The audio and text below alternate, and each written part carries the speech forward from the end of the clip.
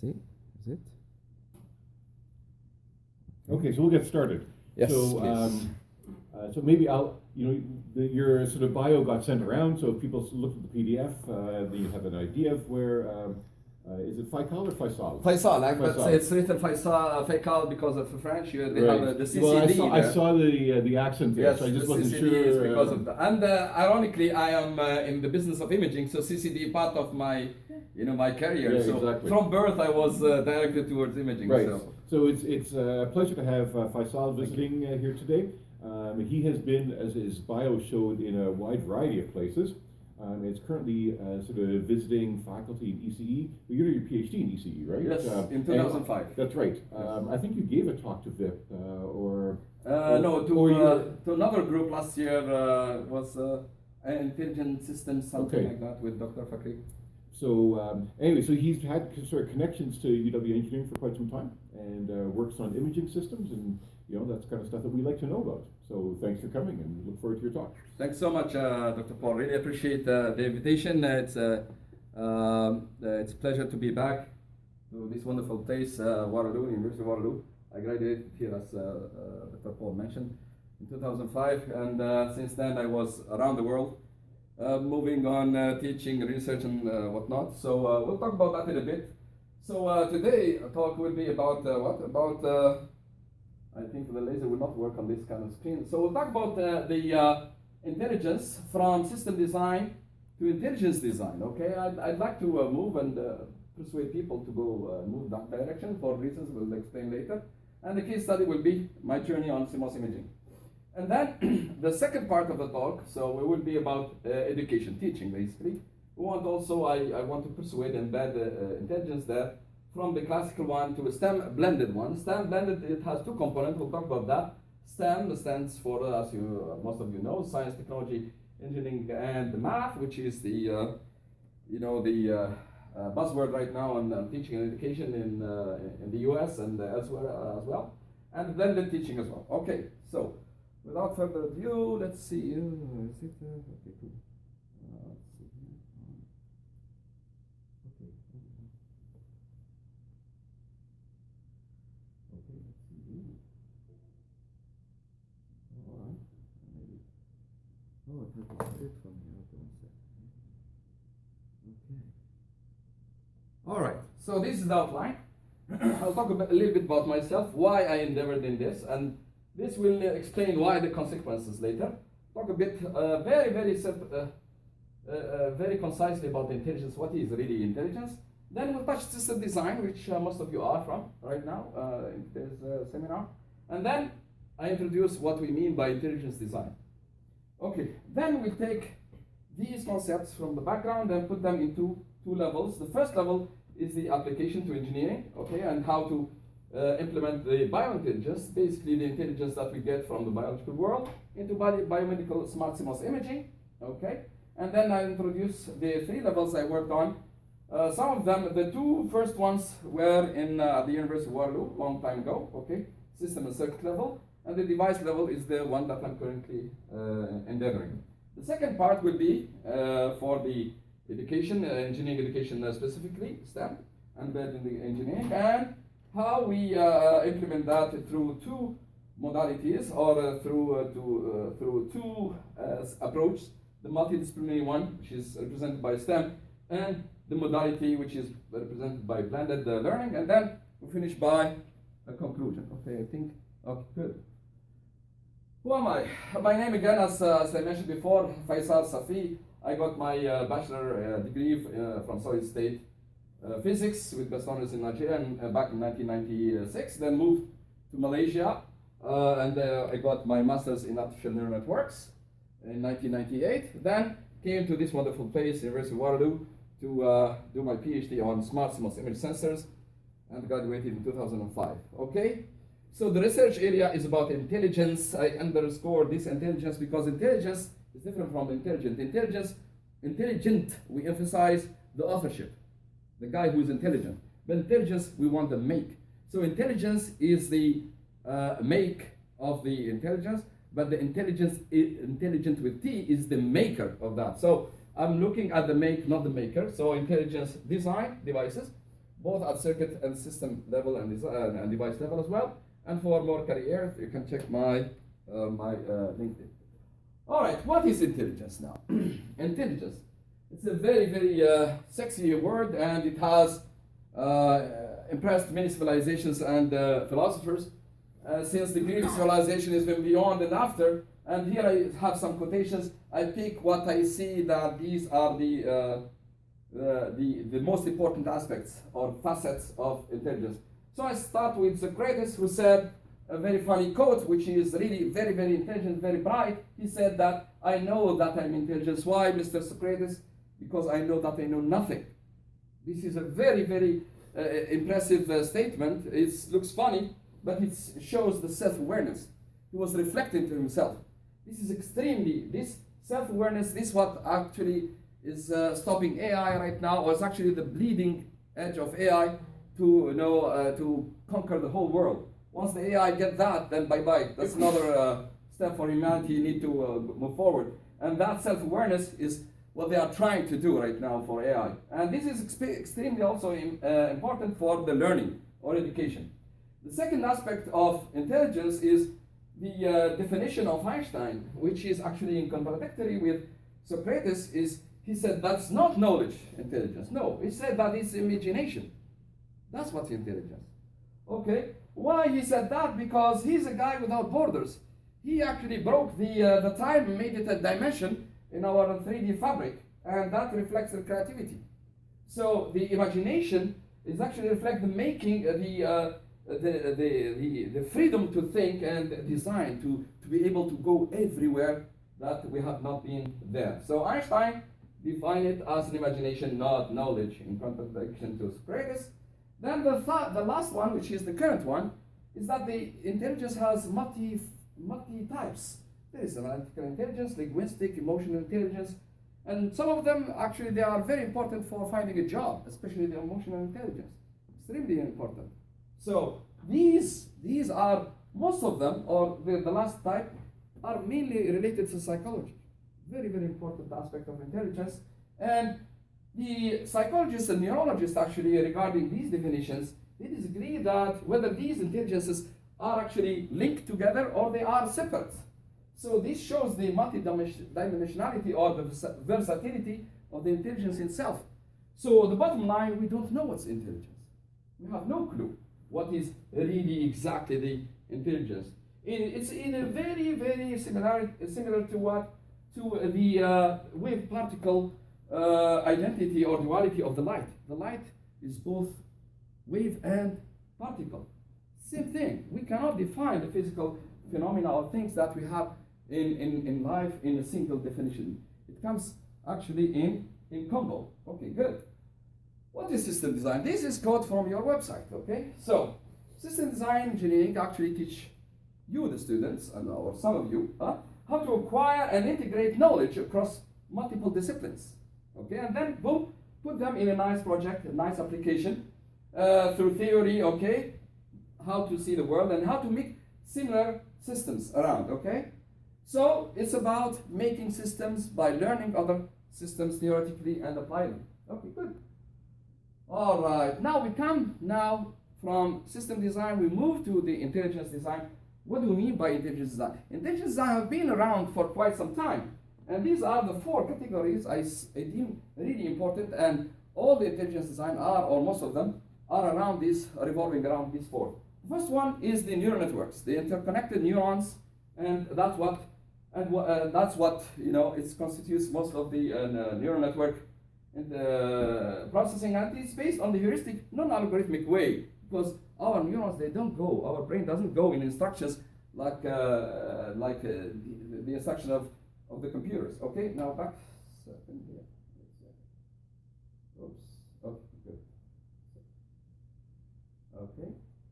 Okay, good. So the first category represent the heuristic, non-algorithmic, and this is really interesting because we don't know exactly how it works. We have some theories, energy, relaxation, etc., but it's a faculty.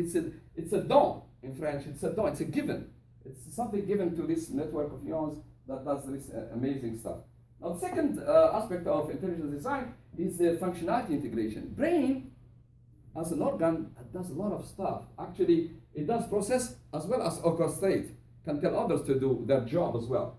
And these are some of the things that the brain can do. It can sense, okay, by seeing, hearing, etc., etc. It can control muscles. This is the orchestrating aspect.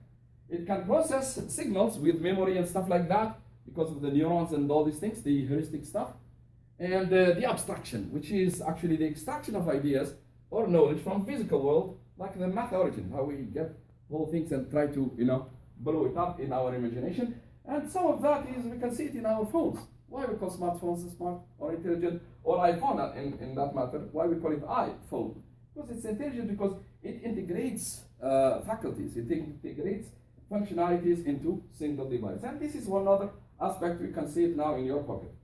Now the third one is the stratagem intelligence. Stratagem is it's a fancy word, but it does mean only the plan, the smart plan to do things. And this is where system design is right now, okay? So it's basically related how the world is working and can we do better or at least mimic it. So it's how it's made, if you are a fan of a Discovery Channel, which I like this episodes. Now, the last, not the least, is the extraction of information from things that we observe from real life. Basically, you get information or signals around and you try to extract information. This is like security, where you find it in the eye of CIA, Central Intelligence Agency, because you take information, you extract, or you take input from the world and try to, get something out of that and understand how things are moving. Okay, good. Now it's time for part one, and that's where the engineering aspect comes. The starting point, philosophically, we get it there. It's basically from this Aristotle, another Greek wonderful philosopher. He says a statement that blows anybody away. I mean, he said that nature does nothing uselessly. Absolutely. There's no something useless in nature. Nature does everything with a reason and with an objective. And actually, interestingly, from his book in Politics, okay, which is quite amazing. And the guy was blended as well. He's philosopher, physicist, zoologist, you name it. So you see the thing that really impressed these great philosophers. Now, in terms of application, I choose here biomedical imaging application. Why? Because this is one of the especially this application, wireless endoscopic camera. So basically, it's a capsule. I forgot to put here a picture of a camera that you swallow and take pictures of your GI, gastrointestinal tract, and take pictures and send them away outside to the antennas, and later on to be processed by a doctor. So the capsule itself, it's a mobile. It's wireless, okay? So the first stringent requirement is the size. Start with the small, because we need to digest this. It needs to have power, it needs to have battery, and that battery will do stuff. It should be enough for a journey of 40 hours to get out of the body of the human. It needs to shed light through the LEDs. It needs to power the image sensor, the camera inside. It needs also power to send or transmit the acquired images. And the third aspect of this system, biomedical imaging application, the image sensor has to be also high resolution. I mean, high resolution, we are talking about more pixels. So this itself put a stringent requirement on the power, and the power puts stringent requirement on the size. So everybody is fighting everybody, and good luck with that. There are products right now, but still it's open for improvement. Good. Where do we go from here? Where is really the research? We need to see the meat. So what we know really is that the intelligence design of the biological systems are proven through or along the time, okay? By adaptation, by, the biological imaging systems, like human visual systems and the like, they have already seen enough in life to be able to adapt to it and to be able to answer these multifaceted, stringent requirements. So this is what we know. What we know also is that engineering systems or system design, we deal usually with multifaceted problems. It's not, we touch something, you have to answer another thing. So things are fighting when you build a system, and you need, at the end of the day, optimize. That's what you end up. So this is proven, it's been there in the biology, and this is what we do in everyday life, day in, day out. Okay, so why not then do biomimicry? But biomimicry of what? Of the intelligence. Not exactly in one-to-one biomimicry, but biomimicry of intelligence, and this leads to the understanding of that, of how the biological system is working, and we can do it either in device level, in circuit level, and a bit higher to the system level. And that's what leads us, or led me to suggest the artificially intelligent CMOS imaging, or AI in short. Okay. All right, back to biology. This is the guy who touched first time the retina, the human visual system. Okay. If you look, this is the eye of our eyes, typically. Okay. Through the visual axis, at that axis, at that spot itself, is there where we have the fovea. Okay. The fovea, which is the center there, and so that's the retina is all around there. But in the retina, what we have two types of photocells. We have what we call the rods. They are typically rods, and cones, typically cones. The rods are color blinded. They don't see color. The cones, they do see color. That's number one. Number two, the rods, they go into many cells or photocells to one ganglion. Ganglion is the neuron that will receive these signals and send it to the visual cortex through the optic nerve. Okay. So this is number one. The rods on the other side, they go on a one-to-one connection or synaptics with the ganglions, the neurons responsible to take that signal and then transmit it back to the visual cortex. So this is second aspect. We'll come to these things in a second when we talk about the implementation to see how I did that. All right, that's good. Thank you very much, Mr. Kajal. We'll go next. All right. This is a typical camera or typical CMOS image sensor. You have a matrix of pixels, and you have some control circuitry here on the side, and on the bottom you have analog processing circuits as well to sample and hold, denoise, etc., and digitize eventually, and then buffer it out of the image sensor. It's just a simple anatomy. And if you take the pixel and zoom in, typically this is the typical architecture of a pixel. On top of it, you have a micro lens to collect more light. So basically, what we call technically to enhance the fill factor. Okay, to collect more light and condense it into a small photodiode. Without this will see nothing of the light. And you have some transistors around. Their role is to basically reset the photodiode and buffer it out through a source follower. And finally, the select of that particular pixel.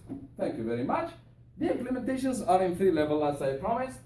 The first level is system level. Okay. The second level is the circuit level, and the third level is the device level. So we are going on a journey from top down. Okay. Good. For the first one, we are going to play in the time domain. I'm not going because most of you, they are not in the imaging business. I'll try to make it as simple as possible and run as quickly as possible, because that's the audience is not in this business. But I'll give you just a picture of how we did it.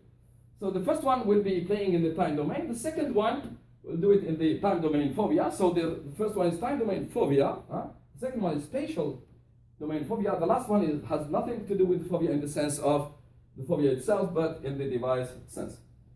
Okay, good. So we'll go from here. All right. Whenever you see a storm like this, that means there's an episode we need to talk about.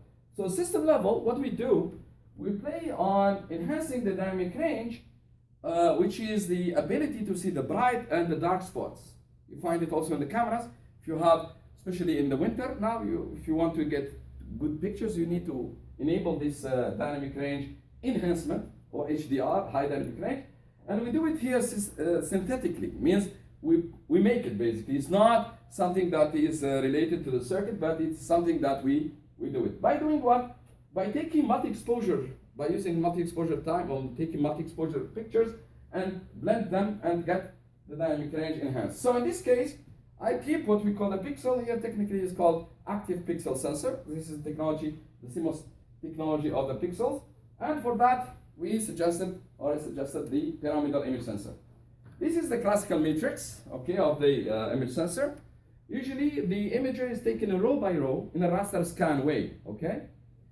That's the classical way of taking the image sensor. In the pyramidal, or this suggested technique, we take it in a ring way. So basically, we take a ring of pixels at any given time, and then we dump the output in the 8 segments of the image sensor, and we take them out, and then we reconstruct the image. Somebody will say, this is costly, this, but the price that we are paying here will get us something down the road. So bear with me here. Okay, so one-dimensional to two-dimensional. So this is number one. This is just a picture. This is the hidden pixel, hidden image of the layout of the pixel. Okay, this is the pixel itself. So it has 3 transistors. So this is one gate, 1, 2, and there's 3 there. Okay. This is the real picture of the imager. So as you can see, this is the array, the rings, as you can see, and around them there are these banks, the sample and hold banks, that are responsible of denoising and, after that do the A to D conversion. As you can see here, the ring, when you see them here, is like you are flying the Giza pyramids and looking from to the bottom. It's like a pyramid from the top. And that's why I called it pyramid. First of all, I like the pyramid shape. That's always fascinates me. But second of all, it's like you're looking at the pyramid from top, which is why I coined the word like that. The second aspect of this implementation is the scanning itself. So here in the classical scan, as I said, you go row by row, okay, and then you reconstruct the image. And then you come back to the first row and do it again and again. Why? Because you want the same integration time for every single row. Because you need the picture to be what you call linear, to have a faithful picture. Now, for the suggested scan here for the imager, for the pyramidal imager, is that we go from the inner ring or the outer ring, doesn't matter where we start, and then we go in, and we bounce at the edge and go back. This will lead something really interesting, that the rings now, they will not have one integration time. They will have twice. They have one for the inward scan and one for the outward scan, whatever you call it, this way and that way. So every single ring will have that, which is mathematically we can derive it. It's not really a big deal. That's not the scope of today. So basically, if you look at the rings, the imager here that I designed here at the University of Waterloo using CMOS point-and-click technology was one of the first ones to use it in here in the University of Waterloo. This is just a simulation here. So if you look at the ring, 64 by 64 pixel will lead us how many rings? 32 rings, okay?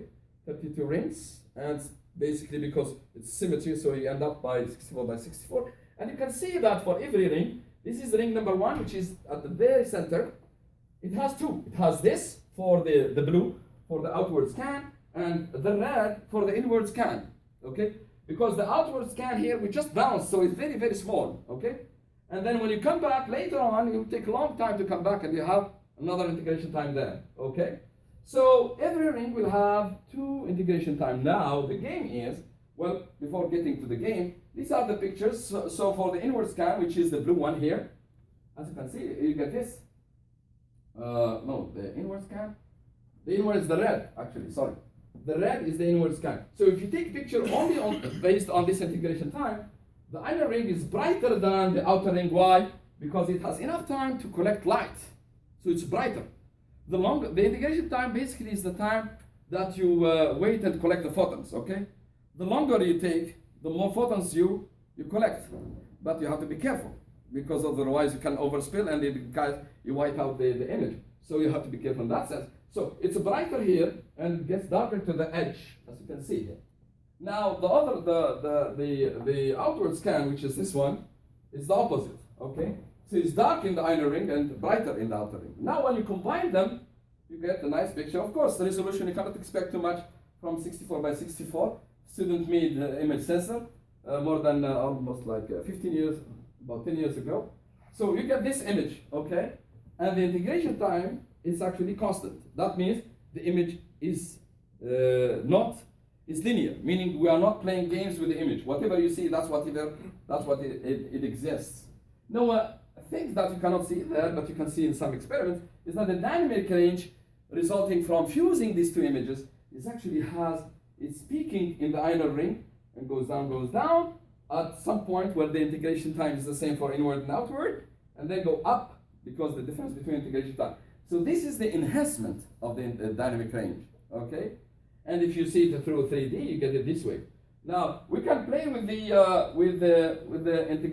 the sampling times and whatnot. We can bring this edge to this edge.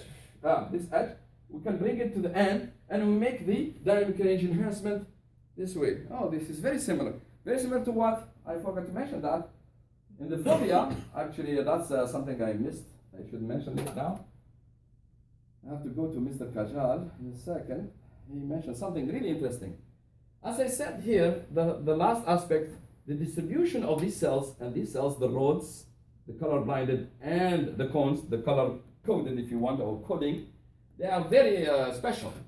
The cones, which are the color coding photocells, they are very low in distribution around the optical axis, and they peak there. They are responsible not only of color, but also for resolution. They are the best in resolution, in spatial resolution. And that's why we read, when we read, we focus directly on the optical axis, we focus on these guys. The rods, however, the color blinded, these guys, they are higher outside and actually nil inside. Why? Because they are only good for low light vision, night. Those who like astrophysics, looking at the stars, they never look at the stars directly. They always look at the stars obliquely. So sorry, here, you have to look there. Why? Because you want the light to come here. These are the most sensitive for low light. See, that's the beauty of the biology. Anyways, so basically, if you remember, now we're getting to the point that I just, stop and get back there. The dynamic range enhancement now is peaking in the inner rings and going down outside. And that's the phobia. That's what I want. I want the dynamic range to be high only in the center part, where I need it the most. The periphery, I don't need that much of enhancement. These get translated to something else, to the ADC bits. So the number of bits that I need to resolve actually goes higher, up to 12 extra bits in the inner ring, and goes down outside. Okay? So that means if I give resources, the A to D block is one of the most important blocks in any chip, okay, especially sensors. So I give resources here more to the inner ring, and the outer ring, they can get less bits. We don't care about that. Why? Because the intention of the camera is right at the center. But why really we want to be the intention there? Because what we want to transmit, if you want to transmit, and that's where this idea comes from, we want to transmit the minimum data with maximum image information. And there is no better than the center part.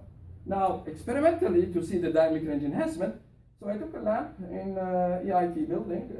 Again, there are some issues there that you can see the dead pixels everywhere and stuff like that. The lamp in the center here, okay, with the inward scan, quite bleeding there. For the outward scan, it's very visible. Now, when you combine them, you get the fused image, you get the spot of the lamp quite nicely.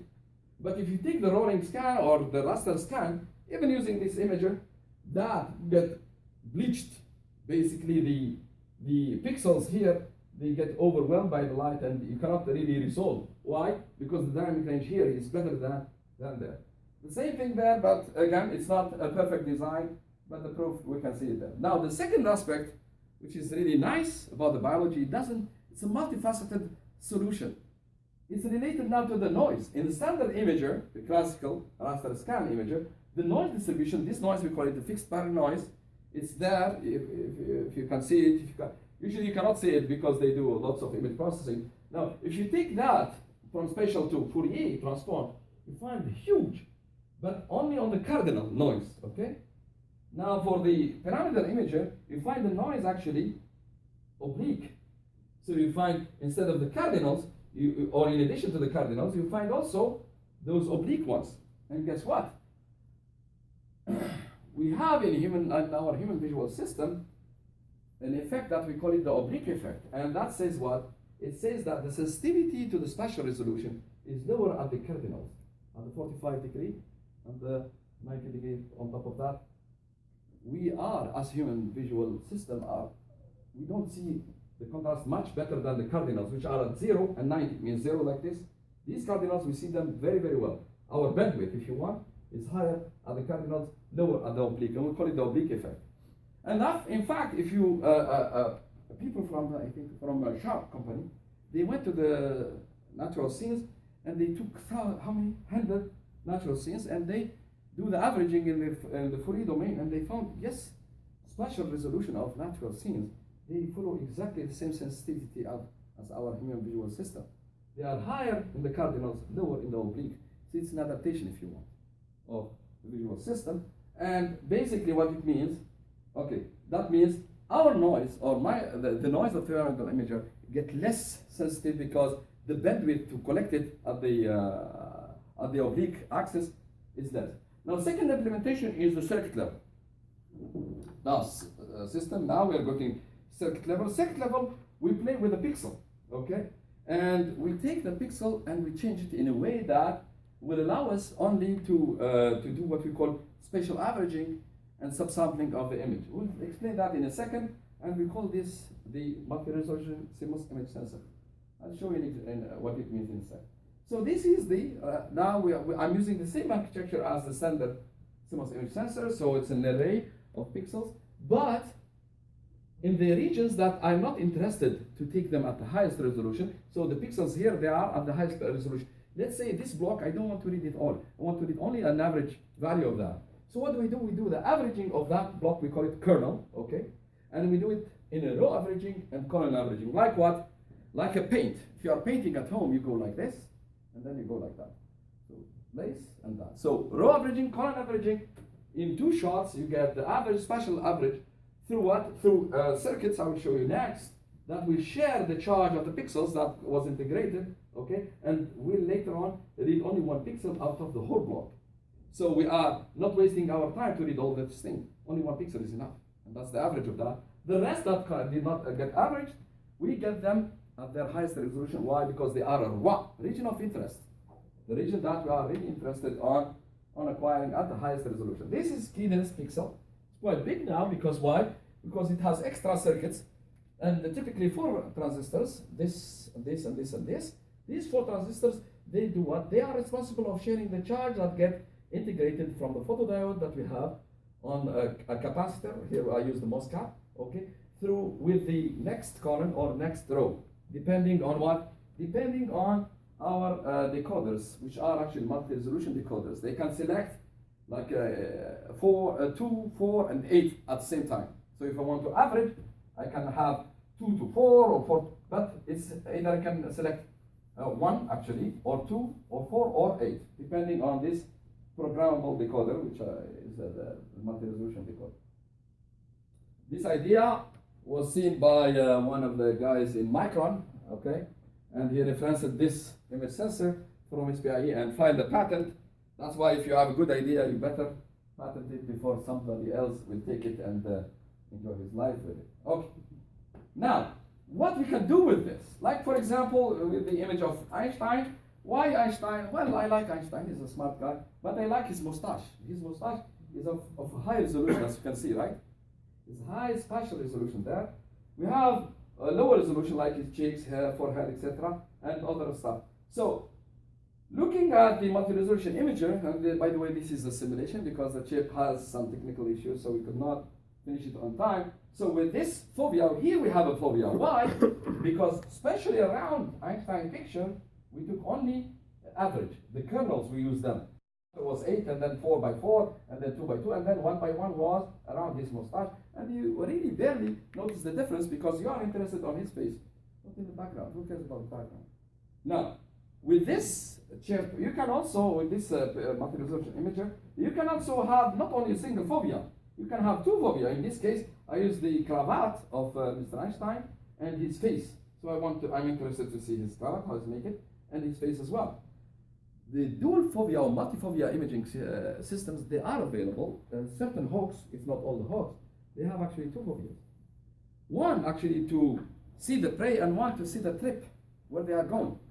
So multiple fovea system is one of the biological systems that we can find them somewhere. Now, the last 2 shows something really interesting, is that if you play with the same amount of data, if you want to get the same amount of data of pixels from this and this, and you play on the shape of the kernel, horizontal kernel, or this is random, the centric, vertical, I mean this and this. The multiple fovea is here actually. This is the multiple fovea. You can see it clear this way and this. And the centric fovea is this one, sorry. Okay. Now the 2 pictures that I want to take attention to is this one and this one. If you want to take the same amount of pixels, but playing with the shape of the kernel, okay, you can actually subsample or average the image in a way that you don't lose much of the information. If you see with this picture is better than this picture, although the same amount of data. Why? Because the direction of the kernel that you are averaging is different. This is vertical, it doesn't destroy the special the resolution that we have in the picture of Einstein. All right, bye-bye. Now the last part of the implementation, we need to have a look at what's going on in technology.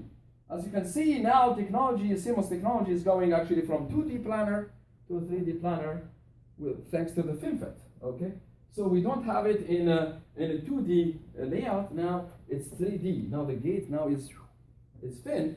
And why is that? Because the real estate, we want to integrate more. The real estate of silicon, it's very expensive, and we want to integrate more, to sell more, to make money more. Good. Now the second part of that is that the imaging, CMOS imaging itself is going towards 3D as well. Why? Because the consumers, they want better pictures, okay? And in that case, the photodiode is not in the plane now. We put now the photodiode to collect the light on the back of the chip. And that's why we get this technology, backside illumination, or BSI. The classical one that you just saw is actually called the front side illumination. The backside illumination is championed by Sony. Sony is #1 in the world. Now also Samsung is there. And this is the technology that you can see in the latest phones, okay? Why is that? Because as I will explain in a second actually. Let's look at the implementation. Now this is the last implementation and it concerns now the device, the photodiode. As you shrink here, as you shrink to have more megapixels, more pixels in the image, what you do, you make the pixel what? Going smaller actually. Yeah, you increase this way. You go with smaller pixel, and as you go with smaller pixel, the image quality goes bad. Why? Because the photodiode here will be smaller and smaller. If you represent a photodiode as a bucket, your bucket is smaller and smaller. You go outside to collect light, or in this case rain, you get less rain. So you need a solution for that. And that's the problem with the FSI. That's why Sony went with this idea. And the idea now that I suggest actually is to have a crowbar here and basically make this guy independent of this guy. I want the pixel to be independent of count, meaning I want to hit the pixel size with the smallest that the technology can offer. Okay? And how to do that, we learn also from biology. As you can see here is another picture of the retina, okay? The retina, the rods and cones, they are distributed in here. The light, when it hits the photocells, these photocells, does not see a photocell as an area. It sees it as a path. It's along the path that the interaction between the photon and the photopigment, or the photocells in this case, or that they are inside the photocells, that's where the interaction takes place and they get converted from electromagnetic energy to what? To an electrical pulse in here. Now, the nice thing in here is these photocells can detect single photon, which is really amazing. Why? Because the direction of the light sensitivity is not on the plane. It's actually along the path of the light. Okay? And for that matter, we suggested now photodiode to be a pillar instead of the classical two-dimensional way. Why? Because it's a biomimicry. Now, when the light comes or when the photon comes, we see diffusion region around all this pillar. So chances are there will be the quantum efficiency will be enhanced, and there will be a chance to have electron-hole pairs. And that's the thing that I'm doing right now. Using semi-empirical equations in a paper I published in Rio de Janeiro a few years back, I found that the sensitivity of this kind of photodiode is actually proportional to their height. Of course, this will not be true for every height. There must be a limit somewhere where it breaks down. But this is not the end of story. The end of story is here. Some bullfrogs and some fish, they have their photocells actually elongate when they don't have light, and they contract when they have light. Meaning they adapt their sensitivity based on the environment. Not only that, that means they boost their sensitivity by elongating the photocells when there's low light. And when there's enough, they can contract it, because that takes also energy. Okay? So this shows that, yes, we can arrive from physical system and biological system to something that is really fascinating. And that's what really makes me happy to play with this thing. Now, the applications of this are wide open. The first one that I mentioned before, the wireless endoscopic capsule. Here, the capsule, the image sensor, as I mentioned before, needs the highest resolution. Okay? The highest resolution, and you cannot get that with the planar technology. You need to go the same way like the biology, okay? And build the photocells. So this is one of the most exciting applications for this. Of course, camera phone consumers, they want more and more pixels. That's another one. And the last but not the least is the automotive applications. And there are others. Wherever you need more clarity, you need these kind of technologies. Now, The last one in the applications, the sensor vesting. Sensor vesting is an acronym or is a word that's combined of two, sensing and harvesting, because in the layer of the camera that I'm trying to design and build in the future, basically the top layer, okay, should have these photodiodes to collect the light, which you need to feed down the readout circuitry, or what we call the ROIC circuitry for the image sensor. And the photodiode inside, they actually sense the information that the light is bringing. And that's why the batteryless or sensor vesting image sensing is one of the most exciting applications. All right. Conclusions have been said already, so I'm gonna skip this for now. Some references are there. Now I want to take you to part 2. How are we doing in time? So we need to wrap up in a few minutes. Okay, It's cool. already 17 hours. I'll go very quickly. Okay. Now part B, or second part of this presentation, is related to engineering education. Very, very important for now and future. First is the question, what is the objective of teaching or education? Of course, other than getting a job, of course. Why we teach? Why do we teach? That's a very good question that I will answer in a second. So how many minutes we have, Paul? Let's say 5. 5, okay, cool. I'll try to then answer it in the next slide without showing you the video. So, do the assessment or the grades check or reflects the memory recall or the engineering skill? Different story. So, I'm trying to touch some stuff here. And the last question, do we need to go on a master-slave approach, like the classical one, or self-driving approach? Self-driving students instead of self-driving cars. And here we need to apply the intelligence engineering, i.e. in teaching, and that's what I'm suggesting in teaching. How to do that? Okay. This I will skip, but for those who want to teach, to see what I wanted by this, so you will find the answer in here. Okay. I will try to send you the slides afterwards, but if you go to my teaching statement, you will find the answers for those questions. So that's why we don't have time. So we need to move on. Oh wow.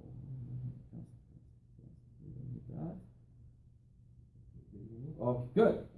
So teaching is a dynamic process of grasping knowledge, not information.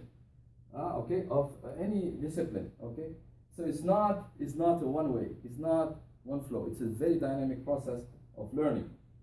The area whereby the student's factor is central. We need to center the teaching around the student because we cannot use the same method for the same person. Why? Because their psychology is different. So learning the psychology of students is pivotal in this case by learning by example, experiential, and that's where the self-awareness.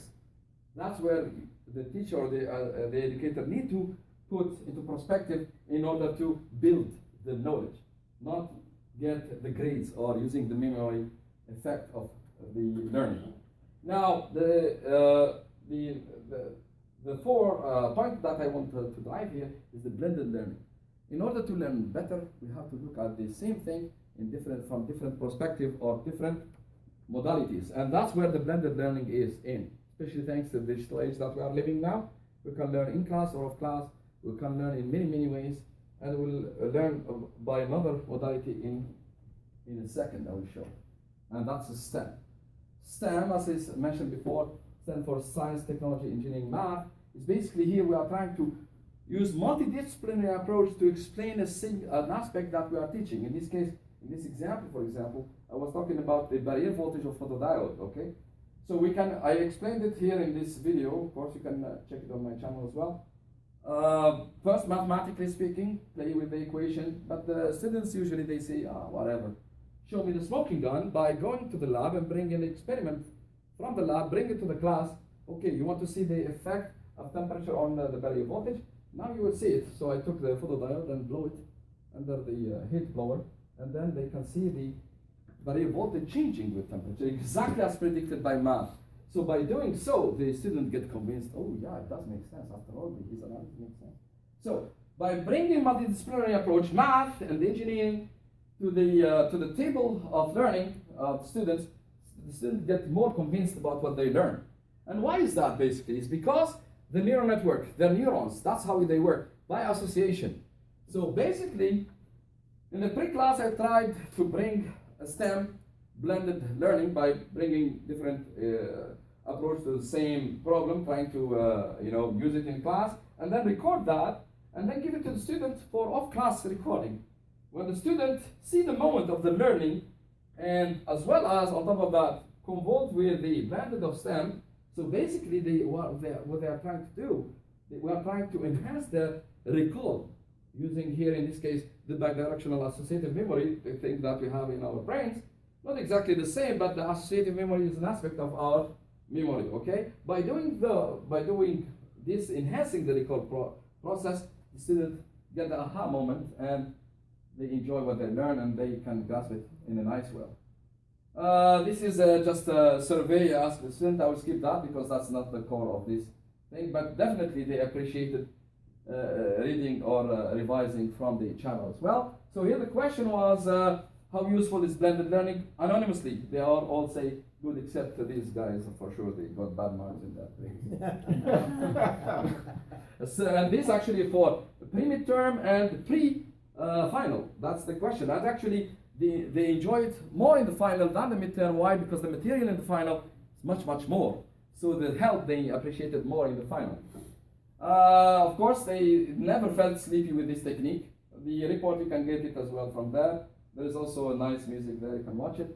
And this method was published recently at the American Society for Engineering Education, and you can see the presentation there, where I basically use the artificial intelligence here neural network by bidirectional associative memory and STEM as well to teach complex topics such as microelectronics. Okay. In conclusion, biological intelligence systems are inspirational, really, to improve engineering education. We can learn from biology in that sense. Psychology of students is pivotal in teaching them. It's the most important factor. We need to understand students in order to teach them. And intelligence as a natural power, it's a natural power. Why? Well, in my case, I called it AI squared. It's the same power of resistance. And, well, even electromagnetic power, electromagnetic wave power equation, same shape. So it is a power that is based here in this case of the education on self-awareness. It's also using basically interconnecting various streams or various disciplines to teach a certain topic because they give the convincing factor of the learning to the students. And thanks to the, as I said, the digital age that we are living, we can blend our teaching for in-class and off-class to enhance the recall process of the students. Okay, all right. Intelligence is pervasive, ubiquitous, all around us, okay? Why, again, as I said, the intelligence of biological systems, they are time adaptable, evolved, tested, so they must be the best out there. The physical systems as well, the Newtonian, if you want, systems, they are actually working smartly by following the least action principle. If you follow that, you will, as if they know what they are doing. But this is one of the aspects of intelligent physical system. Roger Penrose, the chair, I'm not sure if he's still the chair of mathematics in Cambridge, is the guy who talks about this quite extensively. All right, intelligence also can be extracted from nature as we did with math, okay, and implemented in various technologies, nanotechnology, as I did recently, and as well as what I'm heading towards the Internet of Things. And this can be beneficial, embedding intelligence can be beneficial, both the fundamental science as well as advanced intelligent electronic, which is around us on a daily basis. Thank you very much for coming. Appreciate it. All right, thank you.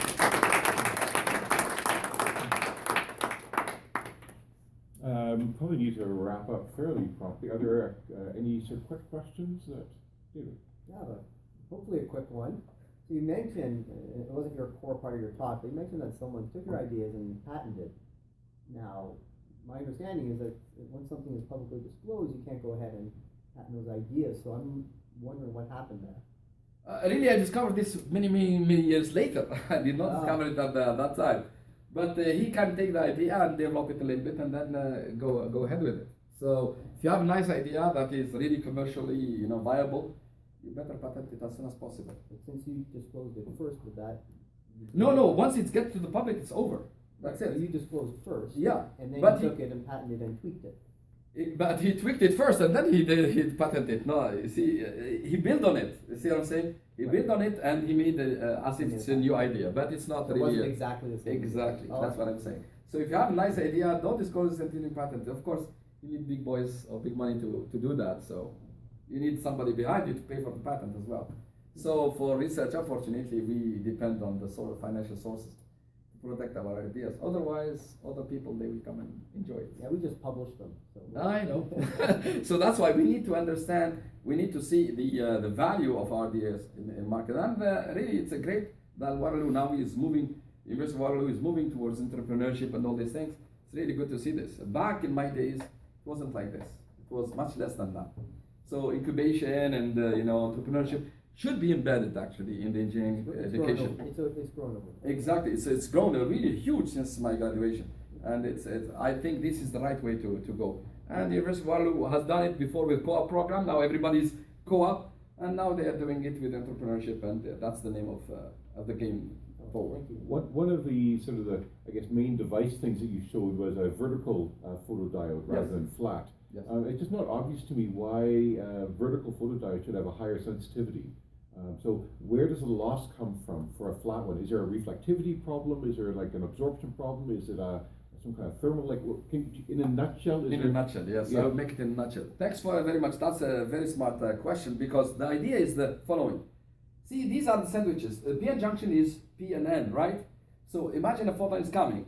The photon is coming. We are in the photon driving towards the semiconductor. What we see depletion region of few micron around. Okay. Yeah. So if that photon interact, it has only that period of time to convert to electron holes, and then boom, with the electric field there, it get separated. And thank you very much for that. Now, if the depletion region is long enough, that means if that decided to convert to electron hole pairs, as soon as the decision comes, there's an electric field that will separate them. You see what I'm saying? So with the vertical, actually, but I mean, the flat one, my depletion layer is spread out spatially. I understand. So it has it could have a similar kind of surface area. Very good. But now as you shrink, that area becomes smaller. So the collection, sure, right? Yeah. Of course. When you shrink, that area becomes smaller. With big area, maybe okay, fine. Okay. You can, and still with that one, good luck to collect that one as well. Even the surface things will come and eat it, and there are many sharks around that electron hole. But it's really not a time thing, right? It's not how many nanoseconds or picoseconds. It's a surface area or volume, really, right? Yes, exactly. It's a volume. Yes. So it's essentially the intersecting volume of the depletion region for photons. It's long. Right. Okay. Yes. Yeah. That's the genius about it. Right. Is that as soon as the effect takes place, because it's quantum, right? No one knows when that hit will make the electron hole generation. As soon as you do that, you better have electric field around you. That's right. To spread them. Right. Otherwise, good luck. The diffusion. There are many sharks will eat these two sardines in no time. So bye bye. Good. Anything else quick yet?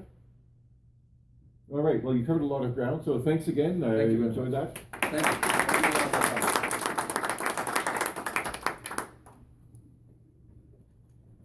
If you don't know what a depletion region is, then we'll do a really quick electron engineering overview at some point. Next week. Sure.